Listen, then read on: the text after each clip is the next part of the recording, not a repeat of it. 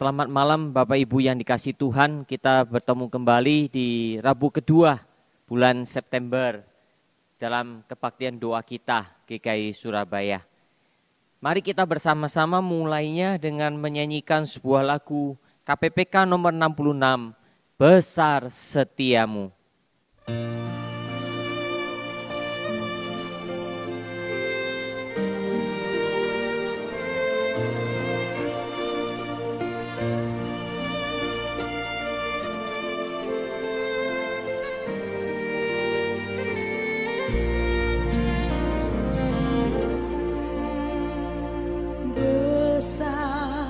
Setiamu Allah Bapakku, tiada yang lain seperti Engkau. Kasih setiamu kekal selamanya. Besar setiamu kepadaku, besar setiamu, besar setiamu. Setiap hari kulihat rahmat-Mu, segala yang ku perlu Engkau sediakan. Besar setiamu kepadaku.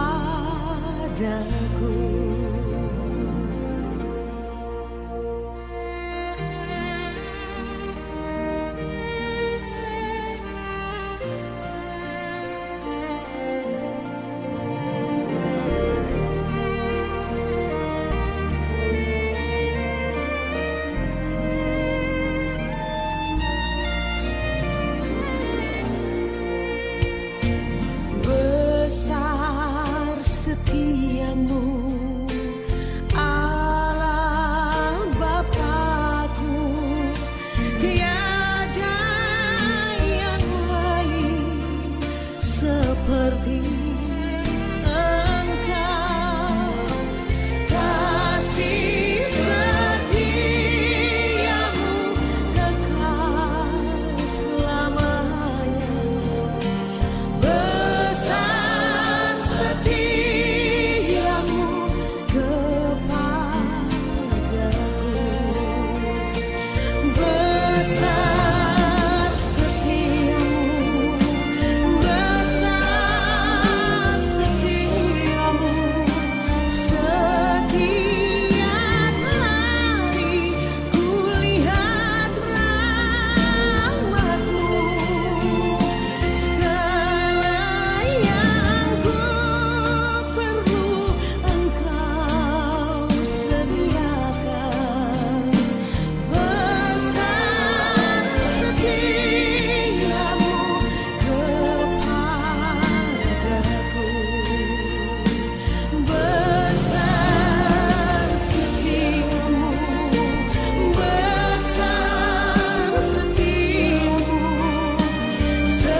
Setiap hari kulihat rahmat-Mu, segala yang ku perlu Engkau sediakan. Besar setiamu kepadaku, besar setiamu, besar setiamu, besar setiamu kepadaku.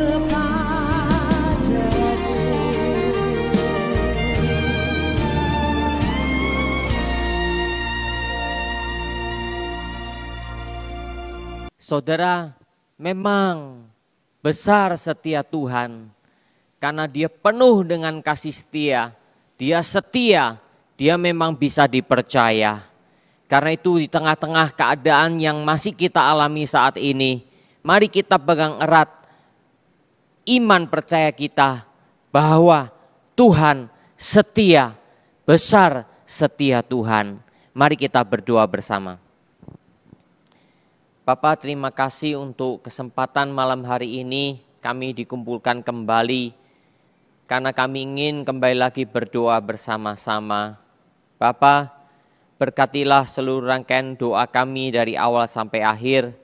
Kami percaya Tuhan Engkau menyertai sepenuhnya sepanjang ibadah doa kami, bahkan juga sepanjang kehidupan kami.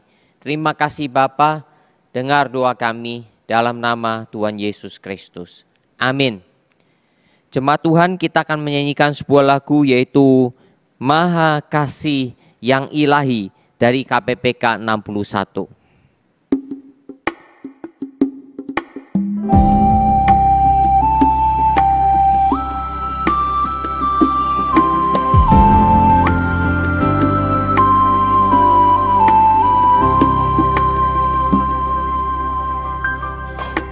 Maha Kasih yang ilahi, nikmat surga turunlah, mendiami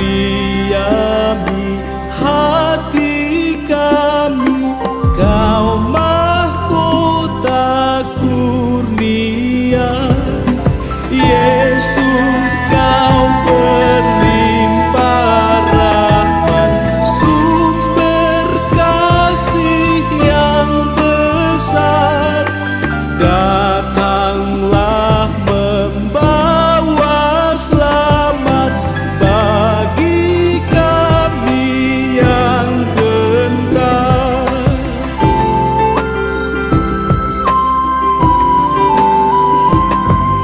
Ia hembuskan roh kasih-Mu dalam hati yang resah, beri sejahtera janji-Mu agar kami warisnya. Yesus Alfa dan Omega, nafsu dosa jauhkanlah, diri kami beri merdeka, dalam Dikau selamanya.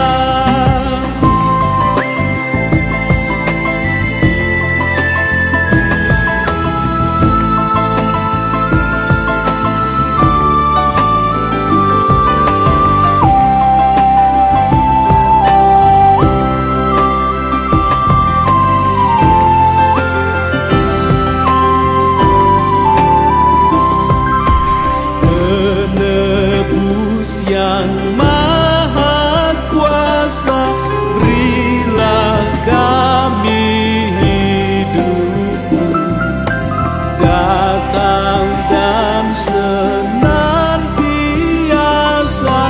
tinggal dalam umat-Mu, hingga beserta malaikat yang mengabdi menyembah, kami turut memuliakan kasih-Mu selamanya.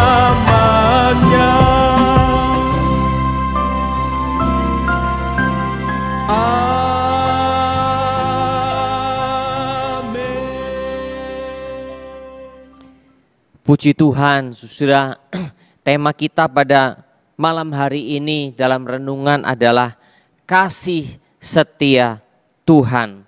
Mari kita lebih dahulu berdoa.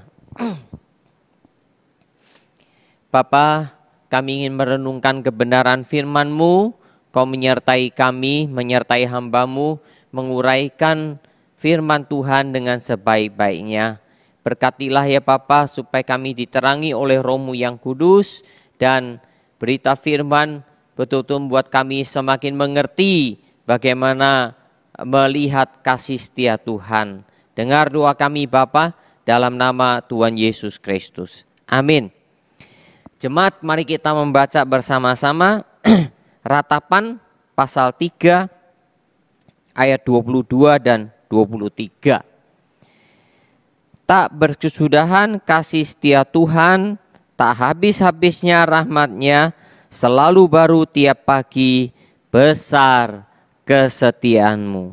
Saya ulangi kembali, tak berkesudahan kasih setia Tuhan, tak habis-habisnya rahmat-Nya, selalu baru tiap pagi, besar kesetiaan-Mu. Jemaat Tuhan, kita merenungkan bersama-sama mengenai kasih setia Tuhan.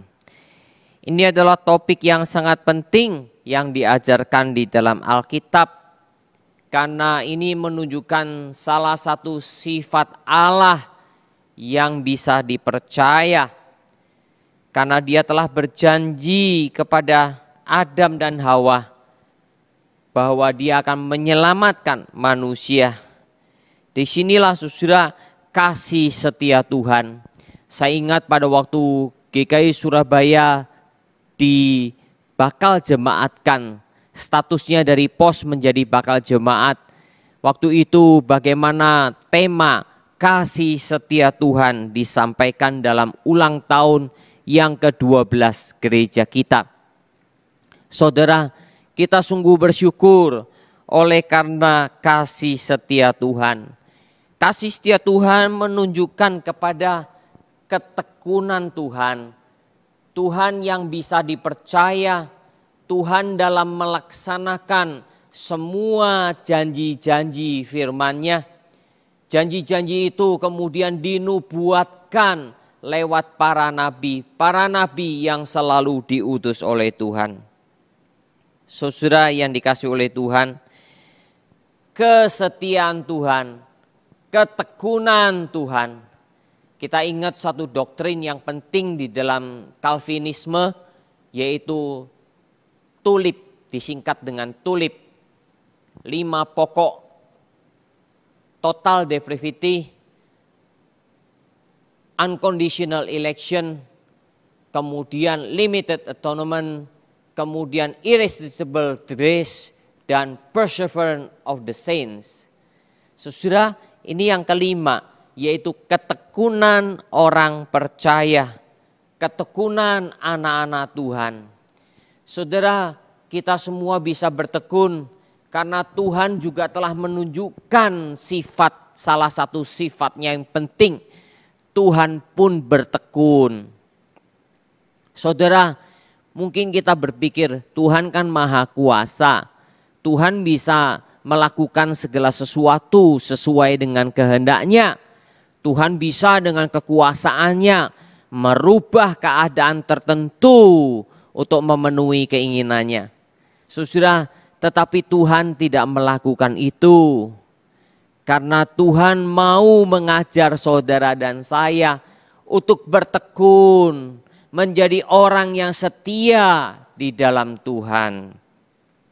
Saudara, di dalam perjanjian lama maupun perjanjian baru, 2 kitab di dalam Alkitab kita, yaitu perjanjian lama dan perjanjian baru. Perjanjian lama menunjukkan bagaimana Tuhan setia, Tuhan bertekun, terus menerus menyatakan satu demi satu janji-janji keselamatan yang Dia mau berikan kepada umat-Nya. Di dalam perjanjian baru bagaimana lewat Tuhan Yesus Kristus, Tuhan yang menjadi manusia, Tuhan pun bertekun selama sekitar 3,5 tahun dalam pelayanannya. Menunjukkan Yesus mau setia kepada firman Tuhan. Dia setia melaksanakan satu demi satu nubuatan-nubuatan tentang Mesias, tentang Yesus Kristus, tentang keselamatan, bahkan juga penderitaan dan sampai dengan kematian dan kebangkitannya. Dan sampai sekarang saudara, dengan Roh Kudus yang terus bertekun melaksanakan karya Tuhan, melaksanakan janji Tuhan, menyelamatkan orang-orang yang dipilihnya sampai menunggu kedatangan Yesus yang kedua kali. Kedatangannya untuk menegakkan seluruh karya keselamatan 100%. Karena itu saudara, sebagai orang percaya, mari kita belajar mengenai kasih setia Tuhan. Kita belajar mengenai ketekunan Tuhan. Salah satu saudara yang menunjukkan ketekunan Tuhan, khususnya di Perjanjian Lama, kita belajar saudara. Allah menyebut diri sebagai Allahnya Abraham, Allahnya Ishak, Allahnya Yakub, Allah Daud, Allah Daniel, dan sebagainya. Ada salah satu saudara yang sangat unik menyebutnya Allah Yakub. Saudara, Allah menyejajarkan, maksudnya menyandingkan sebutan Allah dengan Yakub. Ini sangat kontras, ini sangat berlawanan. Allah adalah nama yang begitu agung, tapi Yakub artinya saja sudah tidak baik. Penipu, artinya saja sudah mengatakan penipu. Mana mungkin saudara Allah disejajarkan dengan orang yang menipu. Saudara, tetapi mari kita belajar bersama-sama lewat firman Tuhan. Allah mau, Allah rela menyandingkan namanya dengan manusia yang sangat rumit ini, namanya Yakub. Saudara, Yakub kalau kita perhatikan bersama-sama sampai disebutkan di dalam Yesaya, hai engkau si cacing Yakub, hai engkau si ulat Israel. Saudara, kalau kita melihat Perjanjian Lama, bagaimana bangsa Israel terus-menerus melanggar firman Tuhan. Sekian ratus tahun dari sejak 12 suku bangsa dilahirkan lewat Yakub. Bagaimana ketika mereka memasuki tanah Kanaan dan bahkan perjalanan 40 tahun di padang gurun, mereka selalu menyakiti hati Tuhan. Masuk ke tanah Kanaan, mereka menyembah berhala. Terus ada kerajaan Israel lewat Raja Saul, lewat Raja Daud, Raja Salomo, dan kemudian sudah kerajaan utara dan kerajaan selatan. Kerajaan utara pada abad ke-8 sebelum Masehi tahun 721 dibuang, dihancurkan oleh Tuhan lewat kerajaan Asyur. Dan akhirnya abad ke-6 587 sebelum Masehi kerajaan selatan juga dihancurkan oleh Tuhan lewat kerajaan Babel. Hampir boleh dikatakan sudah selama 900 tahun sejak mereka menjadi suatu bangsa. Saudara, mereka terus menerus tidak setia kepada Tuhan. Namun Tuhan begitu setia dan setia. Ketika Yeremia menuliskan kitab Ratapan, dia meratap, dia sedih kepada Yehuda yang telah dihancurkan oleh Babel. Dia sedih melihat ketegar tengkukan bangsa Israel.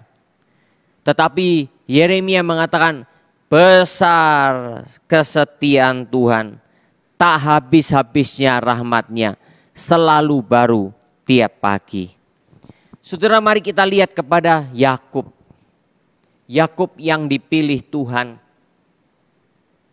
Nama Yakub nama yang tidak baik.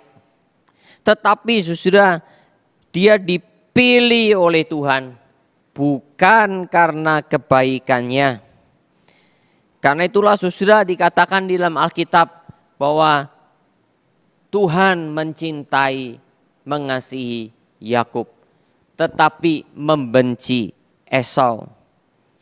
Tuhan, saudara, kata-kata ini kita jangan artikan sebagai suatu bentuk pilih kasih dalam arti emosi belaka. Nanti kita akan melihat bersama-sama. Tetapi saudara, Allah memilih Yakub dan Allah tidak memilih Esau. Tapi kita lihat dengan jeli, saudara, bagaimana keadaan Yakub keluarganya. Ternyata Ishak mengasihi Esau oleh karena Ishak lebih menyukai daging buruan dari Esau. Sementara mamanya, istri dari Ishak, Ribka, begitu mencintai, mengasihi Yakub dan bahkan kasihnya saking kebangetan menjadi kasih yang memanjakan dan kasih yang merusak Yakub. Saudara, karena itulah kita melihat kalau Tuhan memilih seseorang, bukan karena kebaikan seseorang itu, maka kita melihat itu sebagai anugerah. So itu kalau saudara dan saya dipilih oleh Tuhan, bukan karena saudara dan saya lebih baik dari orang lain, tapi semata-mata karena Tuhan yang mau memilih kita. So itu ketika orang buta sejak lahir, murid-murid bertanya, siapakah yang berdosa? Orang tuanya atau orang ini? Tapi Tuhan tidak mau menggubris. Tapi Tuhan katakan melalui orang ini Tuhan mau menyatakan kemuliaannya. Jadi saudara, kalau Tuhan sudah memilih, maka sesuatu hal yang tidak bisa kita ganggu gugat. Karena itu saya pernah mengatakan, kita sendiri kalau pergi belanja, beli buah, beli sayuran, beli apapun, kita memilih, kok boleh? Tapi kalau Tuhan memilih, mengapa Tuhan tidak boleh memilih?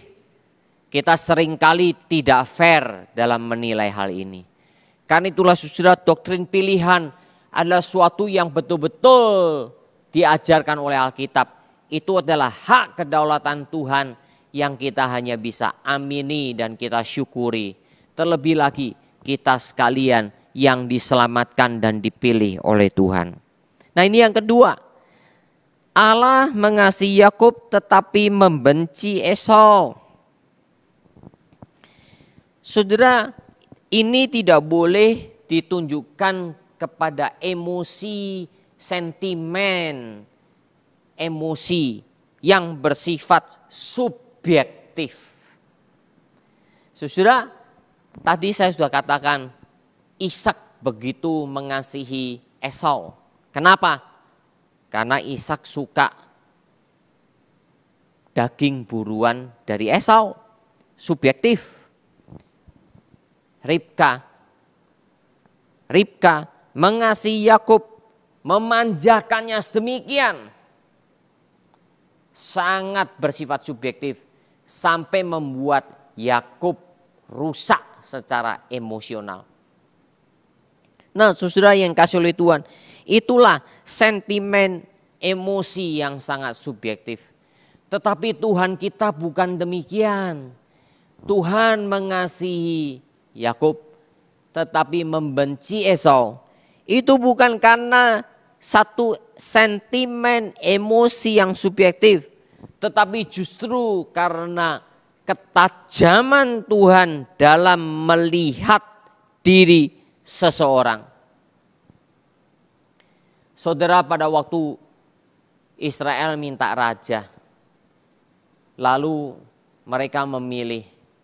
Di antara yang dipilih itu ada seorang yang tampak gagah, lebih tinggi dari rata-rata orang Israel. Namanya Saul. Dan Saul terpilih menjadi raja.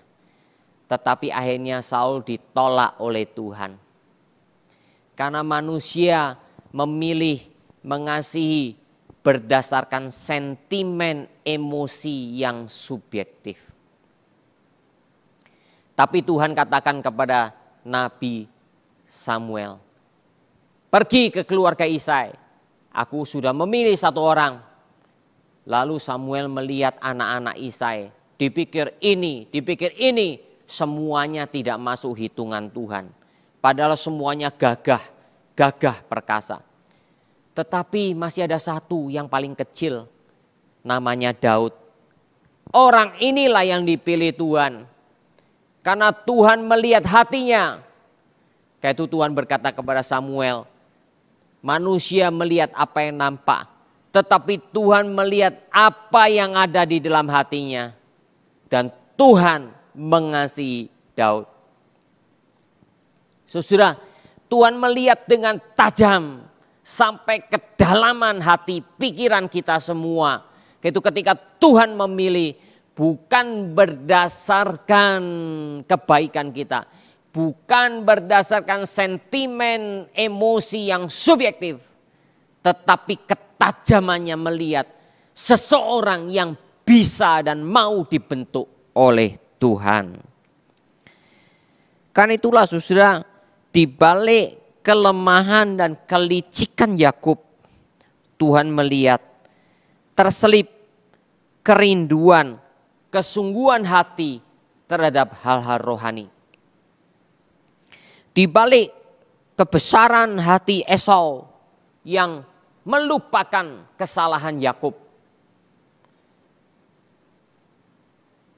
keterampilan, kesungguhan Esau dalam berburu, dalam bekerja. Tetapi Esau memiliki hati yang mengabaikan hal-hal rohani. Terbukti pada waktu dia kelaparan, mencium bau masakan dari Yakub.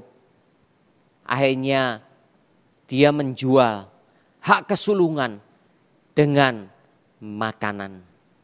Saudara yang dikasih oleh Tuhan, karena itulah kita melihat Tuhan begitu tajam melihat, Tuhan begitu melihat sampai kedalaman lubuk hati kita, pikiran kita tentang hal-hal rohani. Sebab itulah saudara, hal berikutnya adalah ketekunan Tuhan dalam mendidik Yakub. Yakub dikasihi oleh Tuhan, bukan langsung mendapatkan semuanya yang dia mau. Lalu kemudian dia menjadi makmur sedemikian. Tidak. Bagaimana Tuhan mulai mendidik. Ketika dia harus oleh karena kesalahannya menipu, mengambil hak kesulungan. Bahkan mengambil berkat untuk Esau bagi dirinya sendiri. Dengan menipu ayahnya Ishak. Saudara, akhirnya Esau begitu penuh kekeraman mau membunuh Yakub. Dan terpaksa Yakub harus melarikan diri. Nah saudara yang dikasih oleh Tuhan, disitulah Tuhan mulai mendidik. Tuhan mulai bekerja di dalam diri Yakub. Dalam perjalanan yang pertama, dia berada di tengah-tengah gurun, saudara. Dan di Betel, di sebuah tempat namanya Betel. Ketika dia sedang tidur, dia mendapatkan mimpi, penglihatan. Bagaimana tangga yang naik ke surga dan malaikat turun naik melalui tangga tersebut. Yakub mengatakan, aku tidak tahu kalau di sini Tuhan ada. Akhirnya dia mendirikan batu peringatan di Betel. Saudara, Tuhan ada di sini, tapi aku tidak tahu. Itu adalah suatu keadaan yang polos, keadaan yang lugu di dalam diri Yakub. Lalu kemudian saudara, dia harus mengalami masalah-masalah di dalam perjalanannya. Ketika tiba di tanah leluhurnya, saudara, dia bertemu dengan Laban. Dia harus menghadapi pergumulan kehidupan dengan Laban. Dia yang dulu menipu dan akhirnya dia pula kena tipu. Dan kena tipu yang lebih dahsyat mengenai istri. Dia begitu mencintai Rahel, tetapi ditipu oleh Laban, mertuanya, dengan memberikan Lea lebih dahulu. Dia harus bekerja sekian lama 14 tahun untuk mendapatkan Rahel. Dan kemudian sudah dia harus bekerja lebih lama lagi sampai 20 tahun menggembalakan domba-domba dari Laban. Tapi di situ kemudian Tuhan mulai bekerja dan Tuhan terus bekerja melalui Yakub. Akhirnya sudah Tuhan bertemu dengan Yakub di Peniel ketika dia sudah mengalami masalah. Dia harus melarikan diri dari mertuanya Laban. Di Peniel itulah sudah Tuhan yang mau memberikan berkat. Tetapi akhirnya terus bergumul dengan seseorang yang disebut dia adalah Allah dan manusia. Yang kita percaya itu adalah teofani. Itu adalah penampakan Tuhan Yesus di dalam perjanjian lama. Dia bergulat dengan Tuhan. Sampai menjelang fajar. Saudara, oleh karena begitu kokohnya, begitu uletnya Yakub, dia ingin meminta berkat. Dia tidak mau melepaskan, dia terus pegang erat. Akhirnya Tuhan harus memukul bagian tempurung kakinya sehingga terpelecok.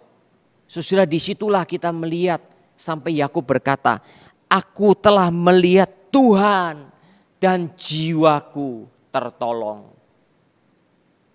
Saudara, yang ketiga, ketekunan Tuhan terhadap Yakub di Betel untuk kedua kalinya. Tuhan menuntut, Tuhan meminta Yakub, buang semua berhala, termasuk dari istrimu, dari semua anak-anakmu. Buang semua berhala. Dan aku akan menjadi Allahmu dan kamu akan menjadi umatku lewat keturunanmu. Dan mulai sekarang kau tidak lagi dipanggil Yakub, tapi engkau akan dipanggil Israel. Saudara, disitulah janji Tuhan tegak atas Yakub.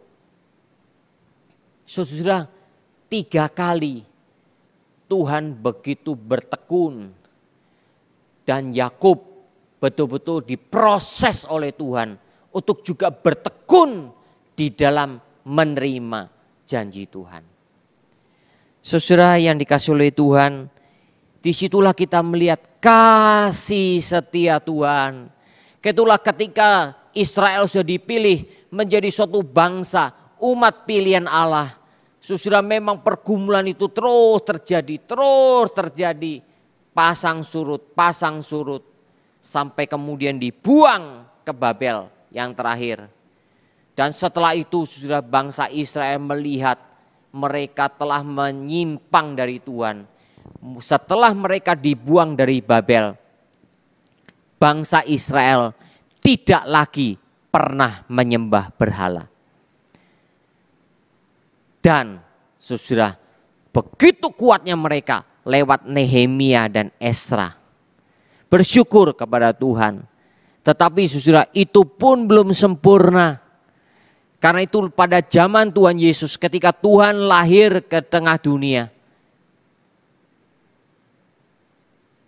bangsa Israel telah terbagi-bagi. Muncullah orang ahli Taurat, muncullah orang Saduki, muncullah orang-orang Farisi, muncullah golongan imam-imam, muncullah golongan Lewi dan seterusnya dan sebagainya. Tapi mereka lupa kepada Tuhan.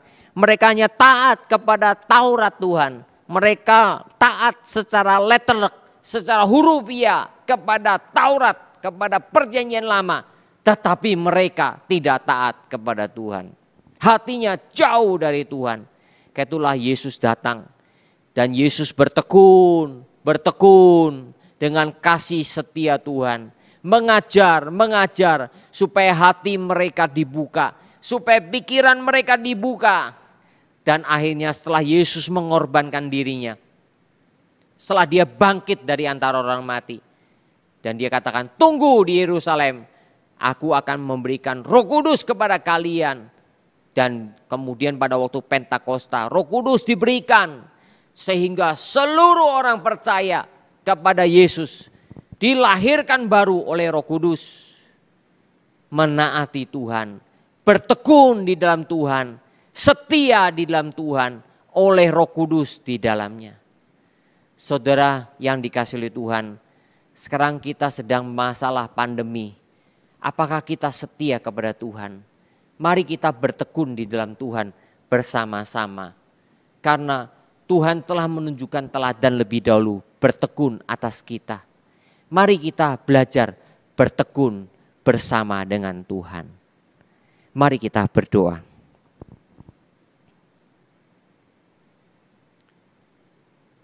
Bapa, tak bersudahan kasih setiamu, tak habis-habisnya rahmatmu, selalu baru setiap pagi, besar kesetiaanmu.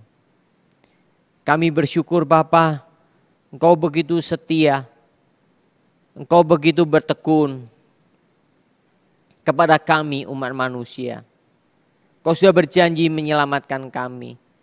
Dan Kau telah tunjukkan bagaimana sepanjang sejarah Kau bertekun menyelamatkan orang-orang yang Kau mau selamatkan.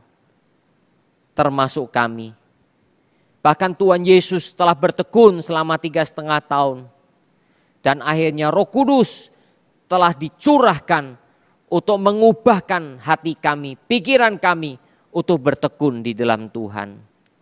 Selama pandemi corona ini Bapa, ajar kami bertekun, ajar kami setia kepadamu Bapa dalam menjalani kehidupan kami hari lepas hari. Terima kasih Bapa, terima kasih. Dengar seru doa kami dalam nama Tuhan Yesus Kristus. Amin. Kita akan menyanyikan lebih dahulu besar setiamu sebelum kita masuk dalam pokok-pokok doa.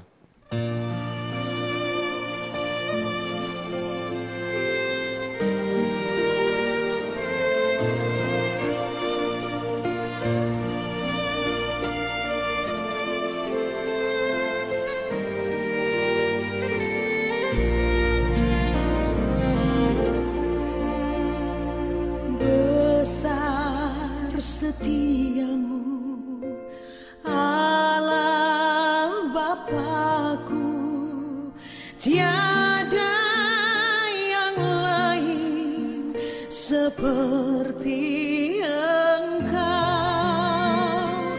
Kasih setiamu kekal selamanya. Besar setiamu kepadaku,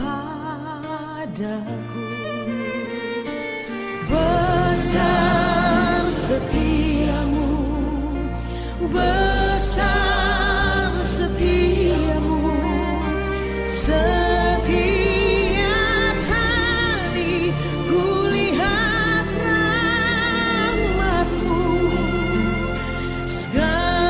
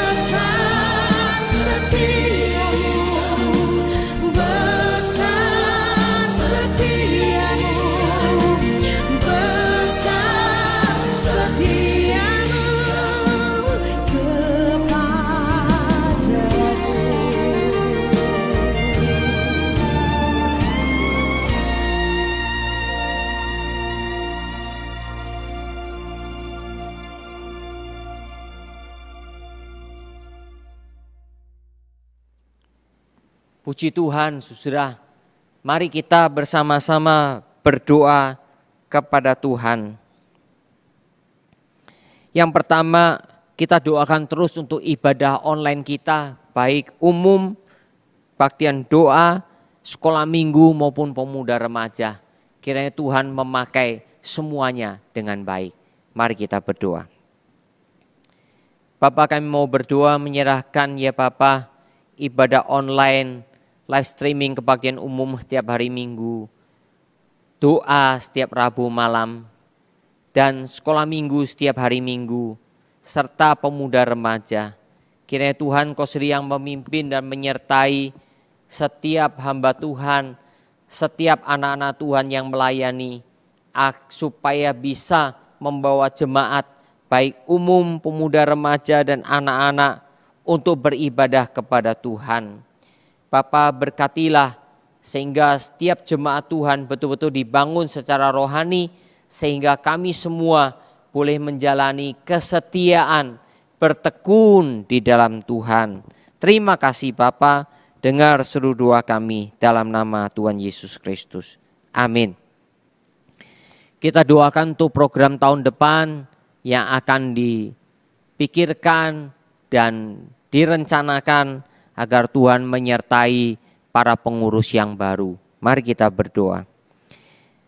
Bapa, kami mau berdoa untuk program tahun depan. Kami tidak tahu Bapa bagaimana nantinya, tetapi kami percaya Bapa Engkau akan tetap tolong kami. Kami hanya mencoba merencanakan apa yang harus kami lakukan di tahun depan. Dan bagaimana nantinya kami hanya percayakan kepadamu Bapa, karena Engkau penuh dengan kasih setia. Tapi kami belajar untuk coba setia dan bertekun mengerjakan apa yang harusnya kami kerjakan. Berkatilah ya Bapa untuk rencana minggu depan pengurus akan rapat bersama-sama untuk program-program ini. Dengar doa kami Bapa, dalam nama Tuhan Yesus Kristus. Amin. Kita doakan untuk anak-anak cucu-cucu kita yang studi SD, SMP, SMA, bahkan perguruan tinggi. Mereka semua studi secara online. Kita doakan supaya anak dan cucu kita bisa tetap menyerap pelajaran, mengikuti pelajaran dengan baik, dan mempersiapkan diri untuk masa depan mereka masing-masing. Mari kita berdoa bersama. Kami menyerahkan Bapa anak-anak, cucu-cucu jemaat kami yang sedang studi secara online dari SD sampai perguruan tinggi. Mari Bapa Engkau pimpin, mari Bapa Engkau sertai, biarlah setiap saudara kami yang muda ini menimba ilmu, menggapai ilmu, mempersiapkan diri untuk masa depan mereka. Kami percayakan ke dalam tangan-Mu ya Bapa. Berkatilah setiap guru dan dosen yang mengajar agar mereka bisa menyampaikan materi yang sebaik-baiknya. Dan berkati ya Bapa sistem wifi di masing-masing tempat agar semuanya berjalan dengan lancar. Terima kasih Bapa, dengar doa kami dalam nama Tuhan Yesus Kristus. Amin.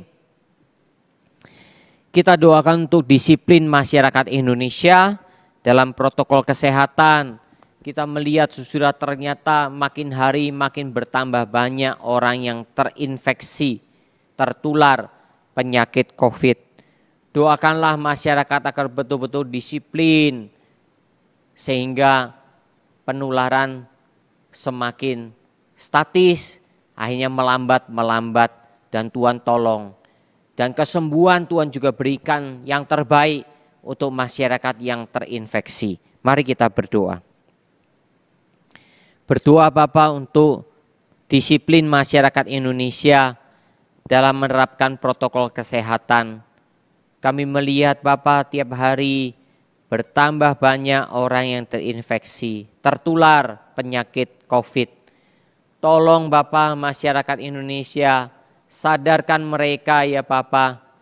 Tolong petugas-petugas pemerintah, Satpol PP, gugus tugas, polisi maupun TNI untuk bisa menegakkan disiplin dengan keras kepada masyarakat ya Bapa, sehingga mereka bisa jera mereka mau berdisiplin. Tolonglah Bapa, begitu pula penyembuhan terhadap mereka yang terinfeksi. Tuhan sendiri yang menolong, Tuhan berikan kekuatan, Tuhan tolong jamah mereka yang terinfeksi. Terima kasih Bapa, dengar doa kami.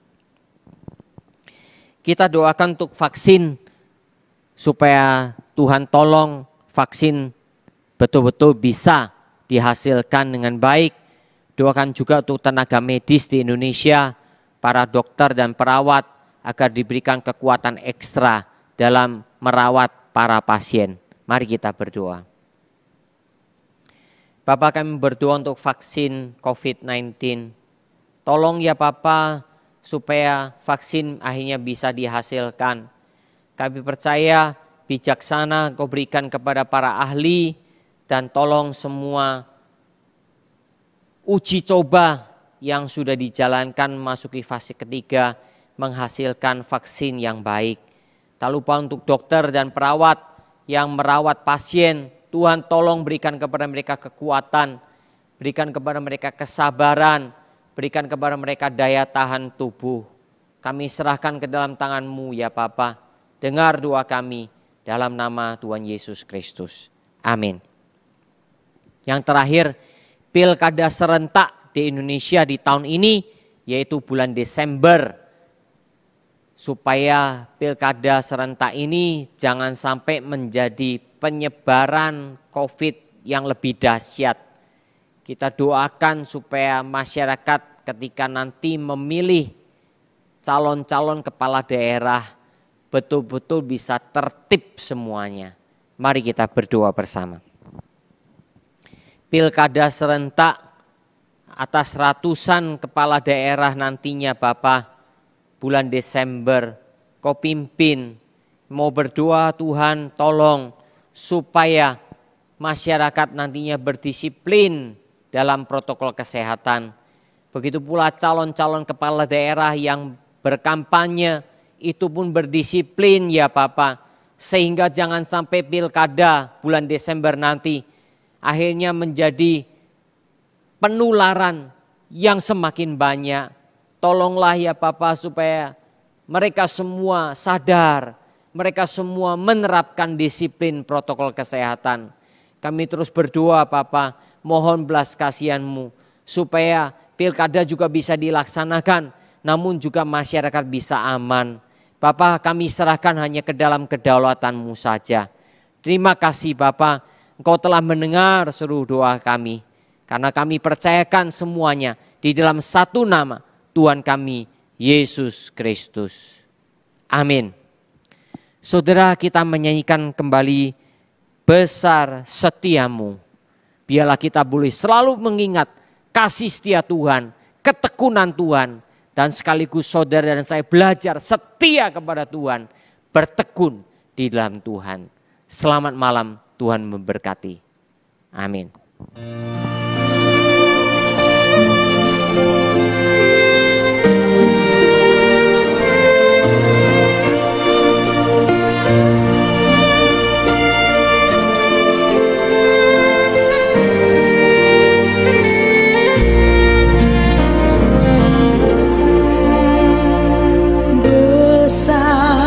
Setiamu Allah Bapakku, tiada yang lain seperti Engkau.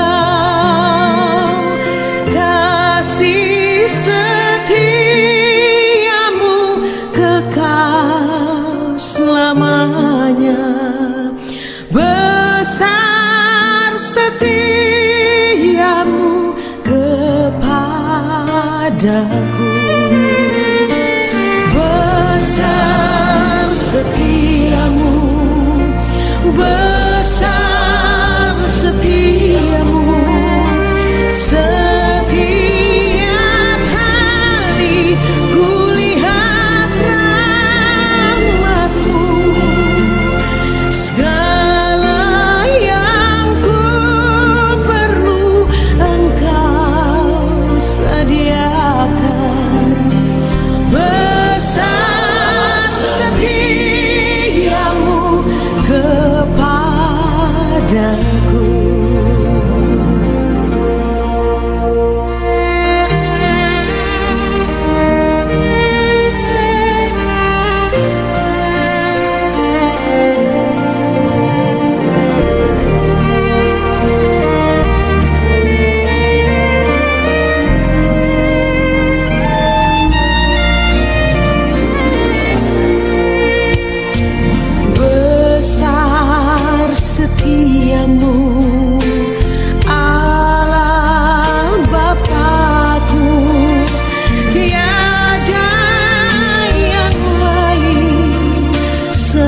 seperti